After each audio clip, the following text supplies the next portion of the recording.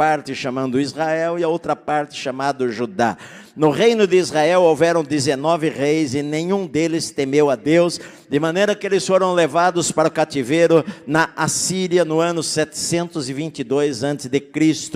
No reino de Judá, no sul, cuja capital foi Jerusalém, onde ficaram os descendentes de Davi, do rei Davi, houveram bons reis, mas mesmo assim foram levados para o cativeiro na Babilônia no ano 586 a.C., onde ficaram lá por 70 anos.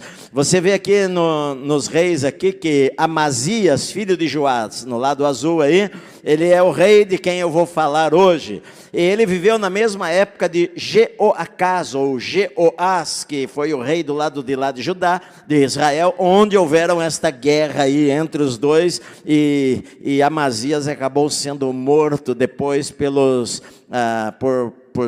por judeus, pessoas da mesma tribo dele que o mataram depois.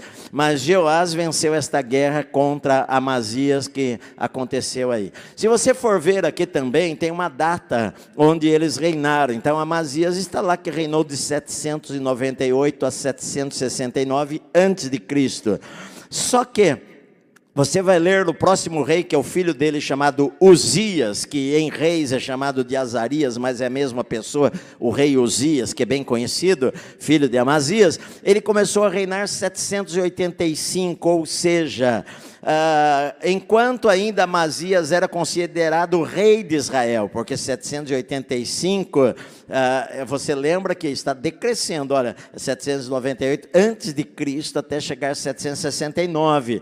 Só que em 785, lá em cima, 15 anos antes de Amazias morrer, Uzias já era o rei de Judá, 15 anos antes. Não sei se você entendeu bem, mas pelo menos é isso daí, pode apagar aí.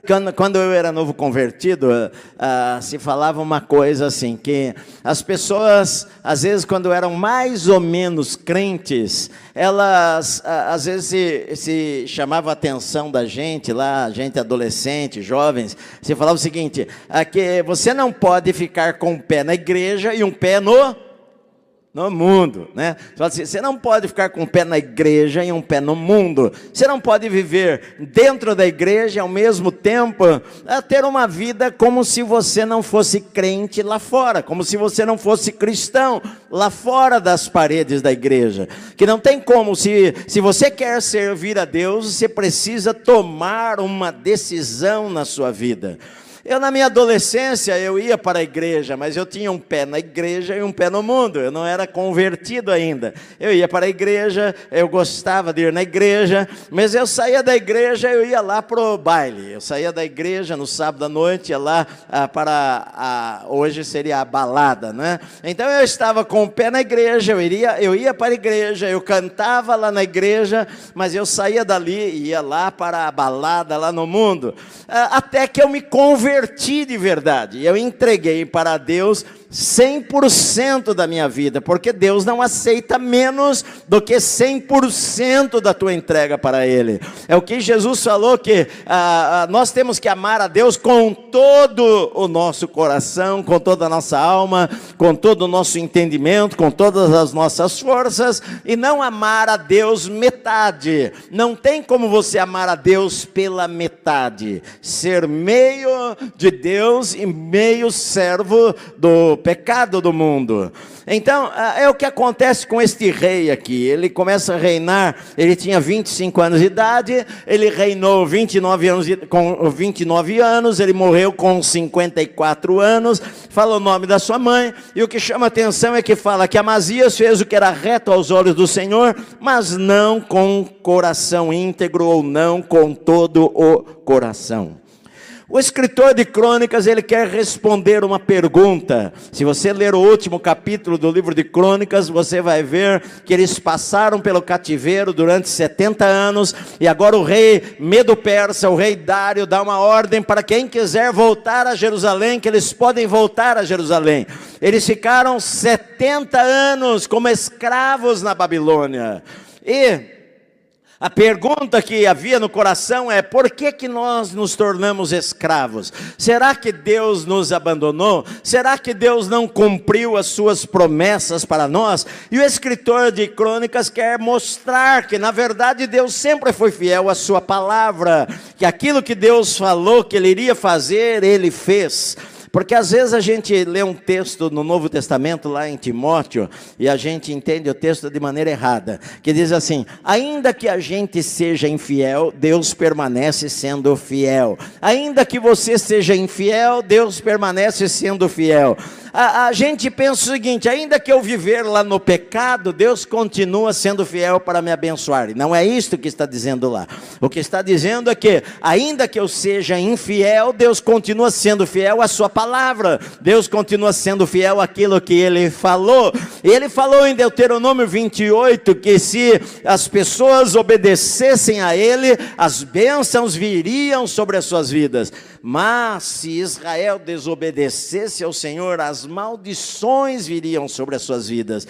E o cativeiro foi o resultado da maldição. O cativeiro foi o resultado da desobediência. E o escritor de Crônicas quer mostrar o seguinte: que vocês foram ao cativeiro, foram levados para o cativeiro porque vocês não obedeceram a Deus. E como consequência da desobediência, e Deus é fiel para cumprir aquilo que Ele prometeu, porque Deus prometeu bênçãos para o obediente, prometeu maldições para o desobediente. Então é isto que vocês estão colhendo. Era o que o escritor queria falar.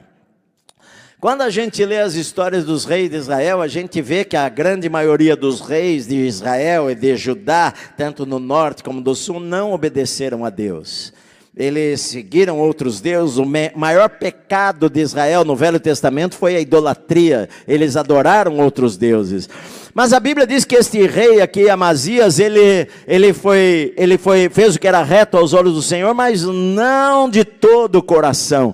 E quando a gente não serve a Deus com todo o nosso coração, nós estamos numa linha muito estreita. Nós somos levados muito facilmente pelo engano do diabo, pela desilusão, pelos problemas, pelas tentações. Nós estamos ali no meio. Nós servimos a Deus, mas ao mesmo tempo nós não queremos negar a nós mesmos. Então nós estamos numa linha ali perigosa para nós vivermos. Porque este rei aqui não serviu a Deus 100%. Ele começou bem, sendo que Deus disse que ele fez o que era reto aos olhos do Senhor. Ele não foi vingativo. A gente vê que quando ele assume o trono no lugar do seu pai, o seu pai havia sido assassinado na sua própria cama, o rei Joás. Eu preguei a semana passada. O rei Joás, o seu pai, foi morto por dois homens. Dois homens entraram lá no quarto do rei, Zebade e Jeozabade, e mataram o rei na sua cama. E quando o filho dele, quando Amazias assume o trono e consolida o trono, ele faz o que deveria ser feito, que a lei de Moisés dizia, que aquelas pessoas que mataram deveriam ser mortas. E então ele manda executar aqueles dois homens lá. Mas ele faz uma coisa aqui que a maior parte dos reis não iriam fazer, porque ele poupa a vida dos filhos, da esposa, das esposas, ele poupa a descendência daqueles dois homens em obediência à palavra de Deus, à lei de Moisés, que dizia o seguinte, que os pais não vão pagar pelo pecado dos filhos e nem os filhos vão pagar pelo pecado dos pais. Cada um vai pagar, vai morrer por causa do seu próprio pecado. Então você vê que ele conhece as Escrituras, você vê que ele quer obedecer as Escrituras, você vê que ele não tem um espírito de vingança em pensar o seguinte: esse cara matou meu pai, eu sou o rei, eu vou mandar matar todos os seus filhos. Ele quer praticar a justiça, que é muito diferente da vingança. Jesus, no Sermão do Monte, quando ele fala, ouvistes o que os antigos falaram, ele não está querendo contradizer o Velho Testamento, ele está dizendo que as leis que foram dadas no Velho Testamento foi para que os juízes fossem justos ao julgarem.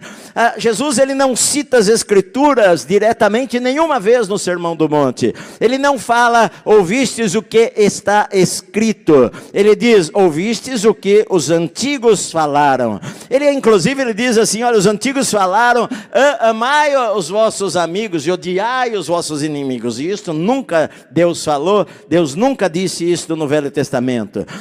Quando Jesus, ele fala lá, olha, olho por olho, dente por dente, eu porém vos digo, vire a face, se alguém te der um tapa no rosto, vire a outra face. Se alguém quiser tomar a tua túnica, dê a ele a outra. Se alguém quiser que você caminhe uma milha, faça com que vá duas. O que Jesus está ensinando é, nós não devemos ter vingança pessoal. A lei no Antigo Testamento foi para que houvesse justiça, olho por olho, ou seja, a pessoa não deve ser punida nem menos e nem mais do crime que ela cometeu. A punição tem que ser um exemplo de acordo com a gravidade do crime que aquela pessoa cometeu. Aquela pessoa estuprou uma outra pessoa, aquela pessoa fez coisas ruins, ele não pode ficar preso 3 meses e ir embora para casa. A sociedade vai falar o seguinte, não é justo isso daí. Então, os princípios da lei no Velho Testamento foram dadas para que houvesse justiça e as pessoas temessem cometer, infringir as leis. Mas não tem nada a ver com vingança pessoal. E ele não vingou-se de ninguém. Ele não quis a vingança, e Jesus nos ensina a não nos vingar. E, sabe, eu vejo que nós cristãos, você fala, bom, eu não tenho desejo de vingança com ninguém. Mas talvez você que é crente, você às vezes pode pensar o seguinte, aquela pessoa me fez mal, bem feito que ela deu errado na vida dela. Aquela pessoa lá me prejudicou, me traiu, ainda bem que quebrou a cara. Aquela pessoa lá no meu trabalho puxou meu tapete, o meu chefe me mandou embora. Tá vendo? Ainda bem que agora está acontecendo isso com a vida dela, porque ela mexeu comigo. Ou seja, isto é um desejo de vingança escondido no teu coração, e nós devemos ter um coração puro, e não termos o desejo de que a pessoa que nos prejudicou sofra alguma coisa. O que nós queremos é o que Jesus falou, orai pelos que te perseguem. Se alguém te amaldiçoar, abençoa aquela pessoa. Alguém fala mal de você, você não vai lá e faça da mesma maneira e fale mal dela. Ou seja, o rei, ele começou bem. Agora, os erros dele começam agora, porque ele faz uma aliança errada. Ele quer ir para a guerra para dominar os edomitas novamente. Os edomitas eram um povo que vivia lá no sul de Israel, próximo ao Mar Morto.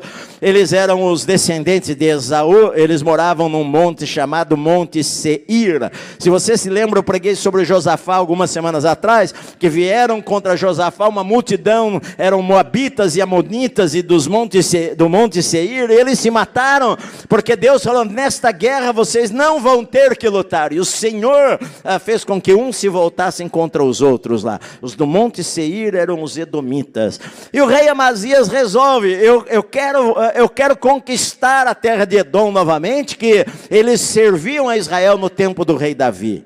Então ele conta quantos homens haviam lá na tribo de Judá e Benjamim, acima de 20 anos, e ele chega à conta de que havia 300.000 homens, 300.000 soldados, para invadir a terra dos edomitas e conquistar aquela terra também. Mas ele comete um erro. Ou seja, você não vê ele consultando alguém, você não vê ele orando, perguntando para Deus, mas ele vai lá e contrata 100.000 soldados de Israel, do lado de lá, e homens que não amavam a Deus, homens que tinham ídolos, homens que adoravam outros deuses. Ele contrata aqueles 100.000 homens para lutarem com ele, e ele paga 3.400 quilos de prata. Se você colocar no valor atual, seria mais ou menos um pouco mais de 17 milhões de reais, mas se você for dividir 17 milhões de reais por 100.000 soldados, daria 170 reais para cada soldado, que é uma quantia muito pouco. Só que o que acontece? Ele contrata esses soldados para irem com ele para a guerra, e isso estava errado, porque ele estava fazendo uma aliança com gente que não amava a Deus, e ele iria perder a bênção de Deus se ele fizesse uma aliança com gente que iria levar para acampamento os seus deuses, para adorar os seus deuses.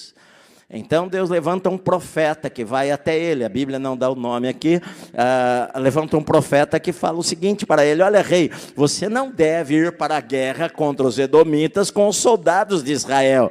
Se você for com esses 100 mil homens de Israel, você vai perder a guerra, porque eles não servem a Deus. Você não deveria fazer uma aliança com eles. Se você for para a guerra com eles, você vai ser derrotado, porque ele diz assim: olha, porque Deus tem o poder para dar a vitória ou a derrota. Deus tem o poder para dar a vitória ou a derrota. Deus pode abrir uma porta, mas também Deus pode fechar uma porta.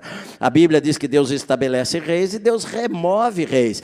A Bíblia diz que Ele é o reto juiz. A uns Ele exalta, a outros Ele abate. Então nas mãos do Senhor está o poder para dar a vitória para vocês na guerra, mas também está na mão do Senhor o poder para derrotar vocês na guerra. Então não faça isso, não vá com esses homens aí. E o rei então pergunta: bom, tudo bem, mas e agora? Eu paguei os caras, eu dei 3.400 quilos de prata, o que eu faço agora com isso daí? Eu já dei. E o homem falou uma palavra que você deve guardar. Ele diz assim: o Senhor pode lhe dar muito mais do que isso daí. Não se preocupe com o que você perdeu por fazer o que é certo. Você ia realizar um negócio, mas está errado. Você perdeu milhões. Olha, eu ia fazer um negócio, eu ia ganhar 2, 3 milhões, pastor, mas eu não fiz porque estava legal. Saiba do seguinte, que Deus tem poder para te dar muito mais do que isso, se você fizer o que é certo, meu amado. Amém? A tradição judaica, no livro dos judeus, na tradução dos rabinos, eles acreditam que este homem que falou com o rei era irmão do rei, este profeta que era irmão do rei, e o nome dele era Amós. Ele é chamado aqui de profeta, ele era inclusive pai de um profeta, pai do profeta Isaías. Quando você começa a ler o livro de Isaías, você vai ler lá que Isaías era filho de Amós. Os judeus consideram que este profeta que falou era Amós, não o profeta Amós lá que escreveu o livro, mas era Amós, o pai do profeta Isaías, e isto coloca Isaías como sobrinho do rei. E você vai ver o ministério de Isaías no rei seguinte, no rei Uzias, que era filho de Amazias. Então surge Isaías, e o profeta Isaías que profetiza em Jerusalém. Então, segundo os judeus, Isaías era sobrinho do rei, ou era da família real de Judá. Olha bem, o rei, o ponto positivo que ele faz aqui no texto é que ele volta atrás. Quando ele faz uma aliança com pessoas erradas, ele ouve a palavra do profeta, e ele manda aqueles 100 mil homens voltarem para a tribo de Efraim, lá no norte, e ele fala: nós vamos para a batalha sem vocês. Só que às vezes a gente faz alianças erradas e tem consequências em nossa vida. E aqueles homens ficaram extremamente irritados, enfurecidos. Eles ficaram irados. E quando eles saem para voltar para o norte, eles vão passando pelas cidades de Judá, invadindo as cidades, saqueando as cidades, e eles matam mais de 3 mil israelitas pelo caminho. E aquilo foi uma tragédia, na verdade. Foi muito ruim. Mataram 3 mil irmãos judeus da tribo de Judá no meio do caminho. Levaram alguns como escravos, como reféns para o reino do norte. E isto foi mal, porque às vezes a gente faz alianças erradas e a gente vai sofrer consequências por aquilo. Se a gente tivesse orado antes, se a gente tivesse buscado a Deus antes, Deus iria falar conosco: olha, não vai por tal caminho, não faz aliança com esta pessoa. Mas às vezes a gente quer fazer pelo nosso impulso, de que isso talvez seja o melhor. ele poderia confiar em Deus. Ele tinha 300 mil soldados. Os edomitas, os do Monte Seir, nem se comparavam com este número de soldados. Ele poderia confiar no Senhor e ir para a guerra, que Deus tem o poder para dar a vitória ou dar a derrota. Se eu confiar em Deus, ainda que eu esteja num número menor, Deus vai me abençoar e me vai dar a vitória na minha vida. Mas ele ficou com medo talvez e fez uma aliança errada com as pessoas erradas e pagaram um preço por isso daí.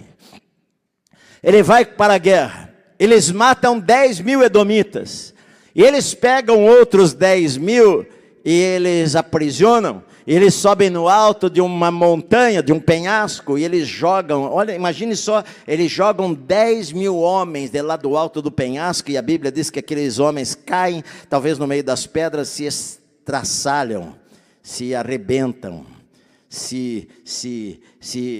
imagina, quebrou a cabeça de um, quebrou o braço, arrancou o braço do outro, arrancou a perna do outro, o outro caiu no meio das pedras, se arrebentou todo, se dividiu em dois. A Bíblia diz que ficaram esmigalhados, despedaçados, 10 mil soldados, e eu vejo que isto também não agradou a Deus, porque eram prisioneiros de guerra, e deveriam ser tratados de maneira diferente, mas o rei, ele matou as pessoas de uma maneira cruel, e isto não agrada a Deus. A gente vê o seguinte, queridos, a Bíblia diz que ele fez o que era reto aos olhos do Senhor, mas não com o coração íntegro, não totalmente. E quando a gente começa a fazer algo errado, a Bíblia diz que um abismo chama outro abismo, e sem perceber nós começamos a trilhar um caminho, que o nosso coração começa a se endurecer, e a nossa consciência já começa a não nos acusar, e a gente começa a achar que aquilo lá não é mais pecado. Aquilo que um dia foi pecado, para nós aquilo já não é mais pecado. Eu estou falando de pecado, e não estou falando de crendices. Quando eu me converti em igreja pentecostal. Naquela época, quase 50 anos atrás, era pecado, por exemplo, ir no cinema. A gente não ia no cinema, que é pecado. Aí tinha pastor, era pecado, alguns lugares era pecado ter televisão em casa. Aí o pastor tinha escondido dos irmãos. Isso não tem nada a ver com pecado.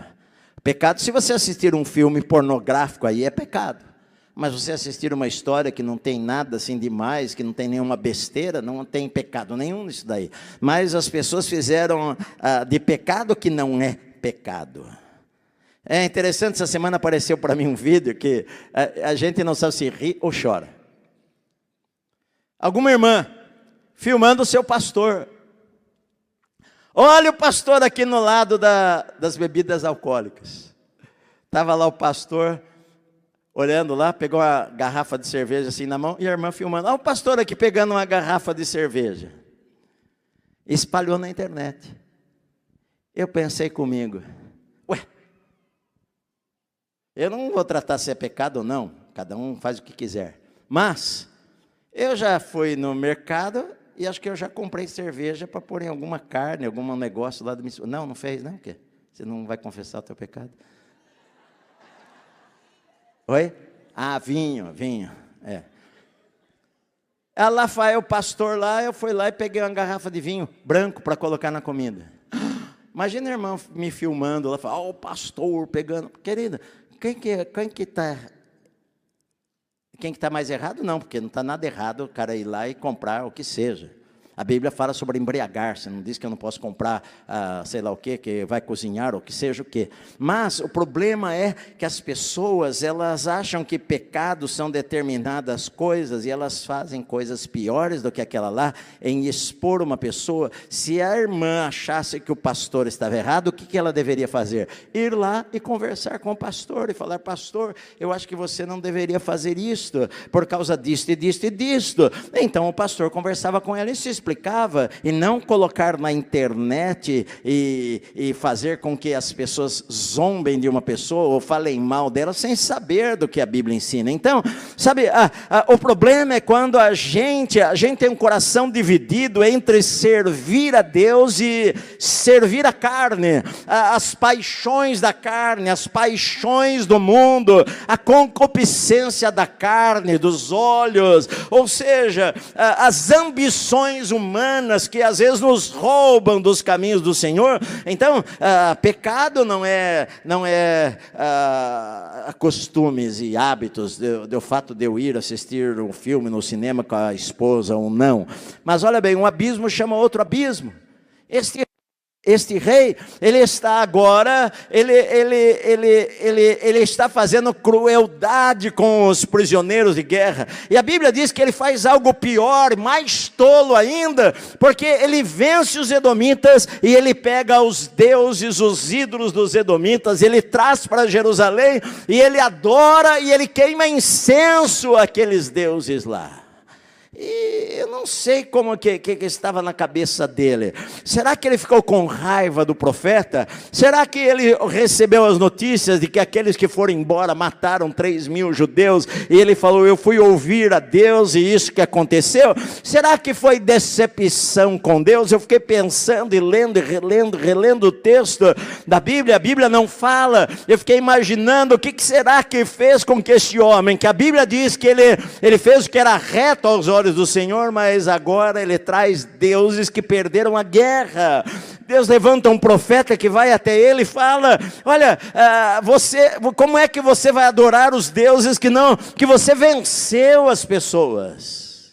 Porque olha só, a lógica seria o seguinte, eles perderam a guerra, o Deus deles é mais forte do que o nosso. Vou trazer esses deuses para nós. Mas não, os deuses deles perderam a guerra. Ele vai lá e pega os deuses deles e traz para adorar. Eu não sei se ele ficou com raiva porque o profeta falou que ele deveria mandar aqueles israelitas embora e ele achou que a palavra do profeta foi ruim. Eu não sei se ele se decepcionou com Deus, mas o que eu vejo é que ele não conseguiu enxergar que a vitória veio do Senhor. Aquilo que o profeta havia falado, Deus pode dar a vitória, mas Deus pode dar a derrota. E ao invés de ele adorar a Deus, o eu sou, que está sentado no trono, ele traz lá ídolos humanos, ele traz lá imagens para adorar e queimar incenso àquelas imagens, e a Bíblia diz que por causa disto, a ira de Deus se levantou contra ele. Sabe, é o fato de nós acharmos que Deus não se importa com as coisas, não atribuirmos a Deus a glória que é devida ao seu nome, nós acharmos que nós conquistamos pela nossa própria força. E isto na verdade fez um mal para ele, porque ele se tornou orgulhoso por causa disto, porque ele achou que ele foi para a guerra e ele teve vitória. Eu não sei se ele ficou com medo dos outros deuses atacarem a ele, eu sei lá o que aconteceu, que ele traz aos outros deuses, e ao invés dele confiar no Senhor, sabe, quando eu era criança, eu vi pessoas na minha igreja, nós éramos uma igreja pequena, as pessoas não tinham tanto entendimento da Bíblia, mas eu ouvi pessoas falando o seguinte, olha, não mexa com aquelas coisas lá do mal, né? A gente via alguns trabalhos assim na rua, olha, passa longe daquilo lá, porque pode pegar em você, e às vezes as pessoas crentes ficavam com medo, porque pode pegar, os demônios podem vir atacar a sua casa, ou demônios podem vir atacar a sua família, ou demônios podem vir atacar a você, podem atacar você de noite. Às vezes as pessoas têm alguns medos que nós que servimos ao Deus Todo-Poderoso não precisaríamos ter medo de nada, meu amado, porque maior é o que está em nós. Eu não tenho que ter medo de nada, minha vida está nas mãos de Deus, não tenho medo de demônios, não tenho medo de de trabalhos que fazem, ou de feitiçaria, ou de feitiços que podem fazer. Enfim, a Bíblia diz que 1000 podem cair do meu lado, 10.000 à minha esquerda ou à direita, mas eu não vou ser atingido. E o rei de Israel talvez ficou com medo dos outros deuses e traz os outros deuses para agradar os outros deuses, e com isso ele desagrada ao Senhor. Deus levanta um profeta para ir repreendê-lo, e o profeta fala para ele: por que você está buscando deuses que não puderam livrar do seu ataque o povo deles? O Deus deles nem puderam livrar, os seus deuses não livraram o povo deles, e você traz para o adorar. E a Bíblia diz que enquanto ele ainda falava, o profeta, o rei falou para ele: por acaso nós colocamos você como conselheiro do rei? Por acaso você foi colocado como conselheiro do rei? Para com isso. Por que nós vamos ter que matar você? Falando para o profeta. Olha, a dureza do nosso coração é quando nós não aceitamos repreensão, meu amado. Quando nós não aceitamos que alguém fale com a gente, e a gente quer falar. Você sabe com quem você está falando? O orgulho do homem, o homem achar mais do que ele deveria achar de si, ele pensar além do que convém, só porque ele está numa posição de autoridade. A Bíblia diz que a soberba precede a ruína, a altivez de espírito precede a queda. Então a gente tem que aprender a guardar o nosso coração, meu querido. Não importa a nossa posição, não importa se Deus nos abençoou, Deus nos deu vitória, nós prosperamos, nós crescemos, e o que não pode acontecer é que o teu coração, eu já falei várias vezes, meu amado, a prosperidade é mais perigosa às vezes do que o não ter, porque quando você não tem, você vai lá, oh Deus me ajuda, e jejua e ora, mas depois que você tem, às vezes você já não vê a necessidade de buscar a Deus, não vê a necessidade de exercer a fé, é só você fazer o cheque, eu não preciso nem de fé. Então, às vezes, as vitórias ou as bênçãos acabam sendo, se nós não tratarmos das bênçãos como sendo dons de Deus, presente de Deus, dádivas de Deus, nós podemos abandonar o Deus das dádivas e nos apegarmos às dádivas. Podemos amar mais a bênção do que Deus. Ele não aceita a palavra de repreensão, não aceita a palavra do profeta. Enquanto o profeta ainda está falando, ele interrompe e fala: por acaso alguém colocou você como conselheiro do rei? Fique quieto. Será que nós vamos ter que te matar? E a Bíblia diz que o profeta se calou, parou, mas disse: eu sei que Deus resolveu destruir você, porque você fez isso e não deu ouvidos ao meu conselho ou à palavra de Deus através da minha boca. Querido, é duro nós ouvirmos repreensões, é duro nós ouvirmos uma palavra que nós não gostamos. Eu ouvi uma pessoa na internet falando o seguinte: eu não gosto mais de igreja, não vou à igreja, porque lá eles acusam você, lá a gente tem sentimento de culpa, lá a gente se sente pecador, e eu não quero isso daí. Sabe o que é isso daí? É o fato de eu não querer aceitar repreensões na minha vida. Porque quando a Bíblia diz que Deus repreende os seus filhos, Deus repreende, eu repreendo o filho lá se faz algo errado. Então, às vezes, a palavra de Deus é uma repreensão para a nossa vida, para a gente acordar que eu estou andando no caminho errado, eu estou fazendo algo. Sabe, querido, amor é falar a verdade. Amor é acordar a pessoa que está na beira do abismo para cair no abismo. Não é falar para ele: olha, Deus ama você. Algumas vezes, porque Deus ama você, Ele está dizendo para você mudar de caminho. Ele está dizendo para você mudar. Ele está dizendo para você deixar esta prática na sua vida, porque Deus ama você. Agora, o rei não aceitou aquilo. Como é que nós recebemos as repreensões em nossa vida, meu amado? Como é que nós recebemos? A pregação, o que o líder fala para mim, de acordo com a Bíblia. Ou que talvez um irmão chega para mim e fala: querido, você não deve fazer isso daí, não está certo o que você está fazendo. Como que nós agimos? Nós entendemos aquilo, puxa, isso é uma palavra de Deus para me salvar, é uma palavra de Deus para me livrar do abismo, é uma palavra de Deus porque Deus me ama.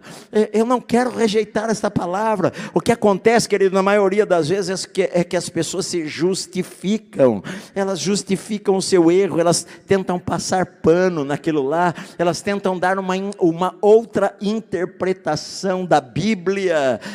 Aquilo ofende, aquilo a ofende. O comportamento dela, ela não quer mudar, ela quer ficar na igreja sem mudança. E não tem como você servir a Deus, é mamon, não tem como você servir a Deus, é o pecado, meu amado. Então, às vezes a gente não aceita a repreensão e mostra orgulho no coração. O que ele fez? Ele foi lá e desafiou o rei de Israel, do outro lado lá. O rei de Israel era Jeoás. Ele vai lá e ele desafia o rei. Ele fala o seguinte para o rei: venha me enfrentar no campo de batalha. Venha me enfrentar. Ele achou que era o cara. Ele achou que porque ele teve vitória sobre os edomitas, a vitória veio dele. A vitória não veio dele, a vitória veio do Senhor, meu amado. Sabe, esse é o problema. Ele achou que a vitória veio dele. Desafiou o rei de Israel ainda não era nem crente o cara. Mas ainda fala para ele, eu vou falar uma parábola para você. O espinheiro do Líbano chamou o cedro do Líbano e falou para ele: dê a tua filha por casamento com o meu filho. Mas veio um animal selvagem e pisou sobre o espinheiro. Ele está dizendo o seguinte: porque você venceu os edomitas, você está se gabando disso daí e querendo me desafiar. Fique na sua casa, se gabe por aí, porque você vai se dar mal. Por que você vai trazer uma tragédia sobre a sua vida e sobre Judá? Não faça isto. O rei de Israel diz isto para ele, mas a Bíblia diz que ele não quis ouvir, porque isto vinha de Deus para puni-lo. Tapou os ouvidos e foi para a guerra contra o rei de Israel. Israel venceu a Judá. Os soldados de Judá fugiram, cada um para sua casa. O rei Jeoás prendeu o rei Amazias em Bet-Semes, levou para Jerusalém, derrubou 200 metros mais ou menos das muralhas de Jerusalém, e pegou o rei e levou para Samaria, levou os tesouros da casa do Senhor, levou tesouros do palácio real, levou embora aquele rei de Israel que não temia o Senhor. E às vezes o ímpio é usado como uma vara para açoitar aquele que diz que crê em Deus. Por isso que foram para o cativeiro. Por isso que o escritor está dizendo, sabe por quê? Não é porque Deus não é fiel à sua palavra, Deus é fiel à sua palavra. Se você o obedecer, Ele vai te abençoar, mas se você não obedecer, vão vir maldições sobre a sua vida. É o que vai acontecer, você colhe o que você semeia, é isto. Ele ficou preso lá. A Bíblia não detalha, mas diz que depois da morte do rei Joás, o rei de Israel, ele ainda viveu mais 15 anos, mas nesse tempo, lá em Jerusalém, colocaram o filho dele como rei no lugar dele. O filho dele começou a reinar, o rei Uzias começou a reinar lá em Jerusalém. Eu não sei quanto tempo ele ficou preso lá em Samaria, mas quando ele volta para Jerusalém, há um complô, há uma conspiração contra ele. Ele foge para a cidade de Laquis, que ficava uns 45 quilômetros de Jerusalém. As pessoas vão até lá, perseguem o rei e o matam, e o trazem nas costas dos cavalos, e os cavalos vieram pela estrada com o rei, talvez deitado ali em cima de uma cela, morto, e ele é enterrado em Jerusalém. E eu leio essas histórias dos reis, e eu falei no culto da manhã, que eu leio o capítulo, sei lá, 20, 30, 40 vezes, 50 vezes, eu leio, releio, Senhor, o que está escrito que os meus olhos não estão enxergando aqui nesse texto, mas você sabe, querido, que às vezes eu choro ao ler as escrituras, que eu falo, meu Deus, quantas pessoas começaram bem e terminaram mal, quantas pessoas começaram, e o Senhor diz, e vai falar depois de Uzias, depois do capítulo seguinte, quando fala do rei Uzias, ele fez o que era reto ao Senhor, conforme o seu pai fez, o seu pai Amazias. Apesar de tudo, Deus ainda cita que ele fez o que era reto, porque ele fez alguma coisa reta na sua vida. Mas eu fico pensando que um descendente de Davi, um descendente de um homem que foi falado que era segundo o coração de Deus, começar com as escrituras. Você sabe que os reis de Israel tinham uma ordem lá que Moisés deixou, que eles deveriam escrever Gênesis, Êxodo, Levítico, Números e Deuteronômios. Eles deveriam escrever com as suas mãos os 5 livros da lei, quando eles tomassem posse no reino, para que eles tivessem cuidado em guardar aquela palavra. E o rei deve ter começado a escrever e escrito esses livros à mão, por isso que ele começou a obedecer a palavra de Deus. Mas eu fico pensando que quantas pessoas começam bem a sua caminhada e terminam de uma maneira ruim, meu amado, porque a Bíblia diz que o diabo, nosso adversário, vosso adversário, ele anda em derredor rugindo como o leão, procurando alguém para devorar. É como a parábola do semeador, que uma parte da semente caiu lá entre os espinhos, mas os cuidados desta vida, a fascinação das riquezas, as preocupações, as tentações, as decepções que nós sofremos, às vezes acabam nos afastando de Deus, meu amado. E eu tenho batido nesta tecla por causa dos chamados desigrejados. O isolamento é uma armadilha de Satanás para que esta pessoa não sirva mais a Deus, porque uma pessoa, ela fica isolada, ela está longe do fogo da igreja, ela está longe de ouvir ao vivo a pregação da palavra de Deus, ela está longe daquele clima de adoração que há quando o povo de Deus se reúne. O diabo a isola, a tira do meio do povo de Deus, e lá é mais fácil de ele ganhar o seu coração e a sua vida, e aquilo que começou bem, termina mal. É por isso que eu falo isto. Queridos, nós precisamos da igreja, nós precisamos dos irmãos que orem pela gente, nós precisamos ouvir a palavra de Deus que nos confronte, nos chame para perto de Deus. Porque eu não quero terminar na tragédia. Um rei de Israel, eu fiquei imaginando na estrada, mais de 40 quilômetros, na estrada poeirenta, estradas em Israel que eram estreitas, que andava um jumento por ela, cheio de buracos, de sujeira, de cocô de cavalo, de jumento. O rei de Israel, nas costas do cavalo, sendo levado como qualquer pessoa e ser enterrado sem honras. Por quê? Porque ele desobedeceu a Deus. A Bíblia diz aqui, olha, depois que Amazias deixou de seguir ao Senhor. Ou seja, uma pessoa pode deixar de seguir a Deus. Há uma doutrina que diz, uma vez salvo, sempre salvo. Não é isso que a Bíblia diz. Mas Jesus, ele falou que aquele que vem a mim, de maneira nenhuma lançarei fora. E é verdade, Deus jamais, se você for a Deus, Deus jamais vai lançar você fora.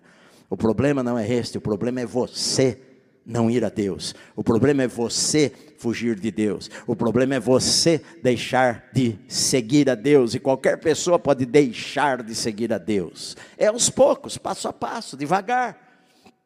É uma coisinha aqui, é outra coisinha lá. Nosso coração vai se endurecendo. A nossa consciência vai sendo apagada, porque todos fazem, e nós vamos nos acostumando com aquilo, e um abismo chama outro abismo, e quando nós percebemos, nós estamos adorando outros deuses, ou colocando outras coisas na frente de Deus, colocando outras prioridades à frente do Senhor, colocando outros ídolos. Nós não adoramos, o evangélico não tem ídolos, nós não adoramos ídolos de madeira, mas nós adoramos outras coisas, nós colocamos no lugar de Deus em nossa vida, que nós não deveríamos colocar. Quem que é o primeiro? Você toma suas decisões baseadas em se agrada a Deus ou se não agrada a Deus? Será que Jesus faria desta maneira? Será que Jesus... Mas eu vou perder dinheiro. Deus pode te dar muito mais do que você perde. O que eu, como crente cristão, vou fazer? eu tenho que decidir na minha vida, eu vou procurar obedecer a Deus. Não quer dizer que você vai ser perfeito, eu falo isso com constância, não quer dizer que você vai ser perfeito, você vai errar algumas vezes ao longo do caminho, você vai pecar, algumas vezes você vai entristecer a Deus, mas a diferença de Davi, e Davi se torna o parâmetro, quando você lê a história de Amazias lá no livro de Reis, que é bem curtinha, fala, Amazias fez o que era reto aos olhos do Senhor, mas não como Davi. A Davi se torna um padrão de comparação com os outros reis, não porque ele não pecou, mas porque quando ele errou, ele reconheceu o seu erro e se arrependeu daquilo lá. É isto. É quando eu e você reconhecemos e nos arrependemos e falamos, Senhor, me ajude a caminhar, me ajude a te agradar, me ajude a andar contigo, me ajude a ser um servo com todo o meu coração, servindo ao Senhor, porque coração dividido vai acabar afastando você. Uma decepção, uma tristeza na igreja, uma decepção com o irmão, decepção com o pastor, decepção com algum Deus, decepção com alguma coisa, vai acabar afastando você de Deus, meu amado. Então, seja firme com o Senhor. Seja como aquela rocha, que vem a tempestade, mas você não se abala, está lá firme para sempre. Amém?